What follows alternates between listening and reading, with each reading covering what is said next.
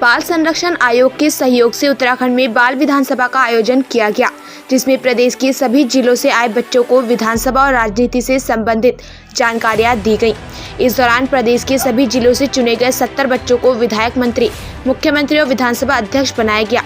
बाल विधानसभा का उद्देश्य बच्चों को राजनीतिक गुण दिखाना और प्रदेश में बच्चों की शिक्षा, स्वास्थ्य और विकास से संबंधित जानकारी उपलब्ध कराना जाना था। इस बार विधानसभा में राज्य से संबंधित कई महत्वपूर्ण मुद्दे उठाए गए। बाल विधानसभा के दूसरे दिन आज प्रदेश के कृषि मंत्री गणेश जोशी ने शिरकत की और बच्चों को राजनीतिक गुरु सिखाए। कैबिनेट मंत्री गणेश जोशी ने कहा कि इस तरह के कार्यक्रम से बच्चों में विकास के प्रति जागरूकता आती है, क्योंकि कल इन्हीं बच्चों को प्रदेश और देश में अलग अलग तरह से काम करना है। कोई राजनीति के क्षेत्र में करेगा और कोई नौकरी के क्षेत्र में, इसलिए बच्चों को इस तरह की चीजें बताया जाना बहुत जरूरी है। आयोग वो प्लान इंडिया द्वारा चतुर्थ बाल विधानसभा का आयोजन यहाँ पर किया गया। 4 दिन से ये कार्यक्रम यहाँ पर चल रहा है।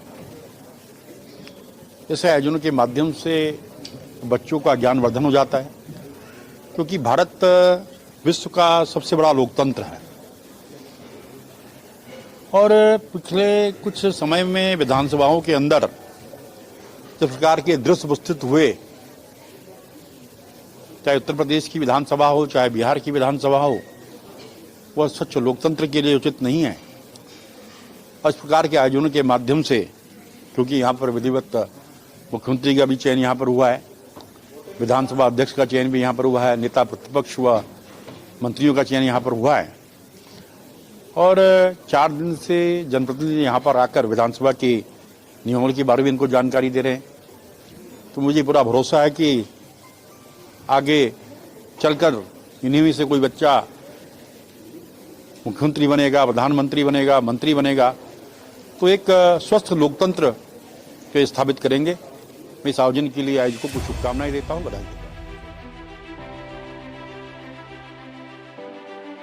वहीं बाल विधानसभा में मुख्यमंत्री बने रोहित परिहार ने कहा कि इस बार विधानसभा में प्रदेश के सभी जिलों से बच्चे आए हैं, जिन्हें 70 विधायक बनाया गया है और इन्हीं में से सबको अलग अलग दायित्व दिए गए हैं, जो हमारे लिए एक अलग अनुभव है।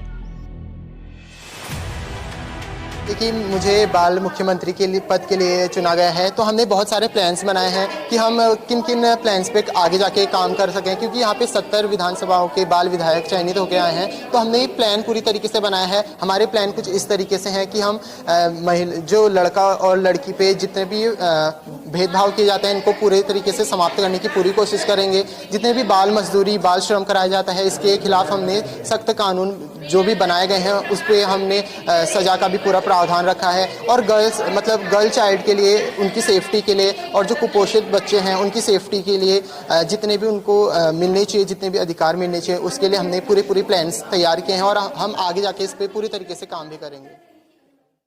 बाल विधानसभा पहली बात तो पूरे भारत में, सिर्फ उत्तराखंड में इसका गठन पहले से भी होता आया है। हमने सिर्फ जो कुछ सालों से व्यवस्था बंद हो गई थी उसको पुनर्जीवित करा है और इससे बच्चों में अपने अधिकारों को लेकर एक चेतना और बच्चों के अधिकारों को हम पूर्ण रूप से कार्यान्वित कर सकें, उसमें उनकी भागीदारी सुनिश्चित करने के उद्देश्य से ही इस बाल विधानसभा का गठन होता है। यहाँ पर उनको पता चला कि क्या विधायकी होती है, public power and public speaking की क्या वैल्यू है और किस तरह से विधायक लोग काम करते हैं, किस तरह से मंत्रीगण का गठन होता है और उनमें वो लीडरशिप क्वालिटीज का उभार होगा और अपनी जिम्मेवारियों को समझें।